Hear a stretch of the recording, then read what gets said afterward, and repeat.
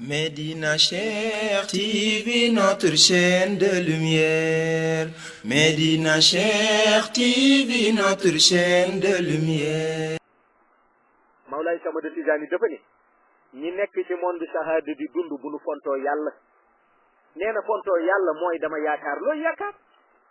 nee na li ngay jëf da nga ko war a jëf mu leer la nañ ni mi di nga xam ko yaakaar amu fi yaakaar amu fi Cheikh dafa ni ñuy dund ci monde shahada bu nu fontoo yàlla ndax nekk na nee na bokk na ci fontoo yàlla nga def nangam ni da nga yaakaar ba lan la mooy da nga xam ni la nga def dafa doyati loolu la moo tax nga yaakaar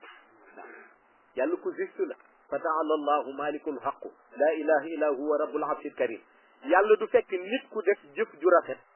yàlla du fekk nit koo xam ni dund na ci alxaqu yàlla rejeté alxaqoom boobu parce que lan daf ko neex déedéet yàlla lu ko neex d'accord innama amruhu iza arada shay'an an yaqula lahu kun fa yakun mais lu ko neex ci dëgg la koy neex soo jëfee dëgg rek mu nangu forcément waaw soo jëfee dëgg yàlla nangu ko soo nekkee ci dëgg yàlla wan la ni yaa ngi ci dëgg soo nekkee te xamoo loo nekk la nga nekk war nga ko seetaan ndax kuy dund ci dëgg war nga ko xam. Médina Cheikh TV, bërëbu leer bërëbu Cheikh Tidiane Chérif mi nu jox Seydi Mouhamed El Cheikh sang bi di fi jàngale di fi seddale leer yi moom Mawlaaya Seydi Mouhamed El Cheikh sunu yaakaar.